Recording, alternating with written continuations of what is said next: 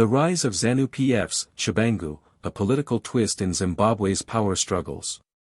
In a dramatic turn of events within Zimbabwe's ruling party, Zanu PF, President Emmerson Mnangagwa has reshuffled the Politburo, removed long-serving Secretary-General Obert Mpofu and replacing him with Jacob Mudenda, the current Speaker of Parliament. This move, announced just weeks before the party's National People's Conference in Mutare, has sparked controversy and intensified factional tensions within the party. Jacob Mudenda's appointment is particularly striking given his recent role in the opposition Citizens Coalition for Change (CCC) saga. Mudenda was the key figure who controversially recognized Sengizo Tshabangu as the CCC's interim Secretary-General, despite objections from party leader Nelson Chamisa and other senior CCC officials. That decision led to the recall of several CCC MPs and triggered a wave of internal conflict and legal battles within the opposition. Now, in a twist of political irony, Mudenda finds himself at the center of a similar controversy within his own party. Obert Mpofu, who has been reassigned to the relatively marginal role of Secretary for Information and Communication Technology, ICT, is refusing to relinquish his former position. In fact, Mpofu has continued to sign off official documents as Secretary-General, including one conferring Liberation Hero status on a deceased party member.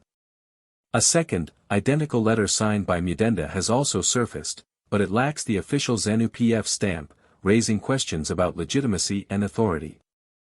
This internal standoff has led some observers to label Mudenda as Zanu PF's Tshabangu, drawing parallels between his role in destabilizing the CCC and his current position in the ruling party.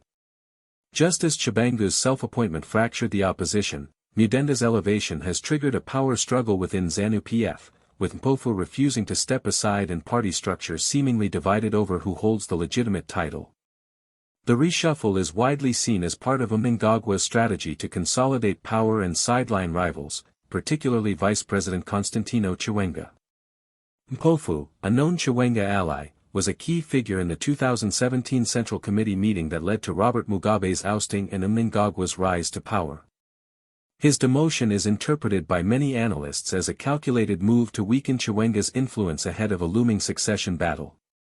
Factionalism within Zanu PF has reached new heights, with some members pushing for Mnangagwa to extend his presidency beyond the constitutional two-term limit, while others rally behind Chiwenga as a potential successor.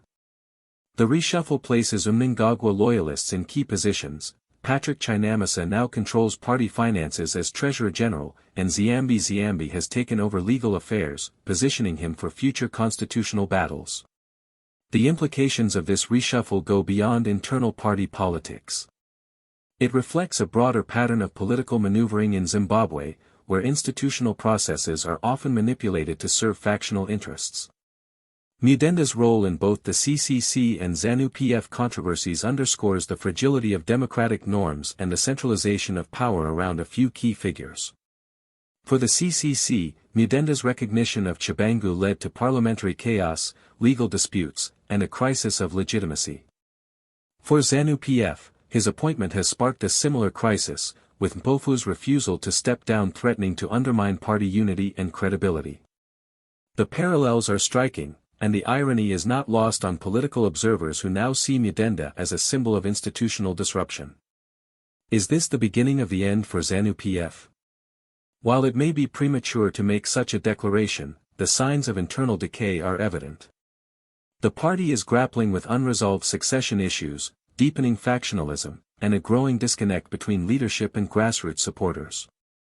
Mpofu's defiance, coupled with the emergence of competing authority within the party, suggests that Zanu PF is entering a period of instability that could have far-reaching consequences. Moreover, the reshuffle has exposed the limits of Mnangagwa's control. While he may have succeeded in placing loyalists in strategic positions, the backlash from sidelined figures like Mpofu indicates that not all within the party are willing to accept his decisions without resistance. The dual letters signed by both Mpofu and Mudenda are symbolic of this power struggle, a party divided, unsure of its leadership, and vulnerable to further fragmentation. In the end, the story of Jacob Mudenda and Obert Mpofu is not just about a reshuffle. It is a reflection of Zimbabwe's broader political landscape, where power is contested not through transparent processes but through backroom deals, strategic appointments, and institutional manipulation. Whether Zanu PF can weather this storm remains to be seen, but one thing is clear: the party's internal dynamics are shifting, and the outcome could reshape the future of Zimbabwean politics.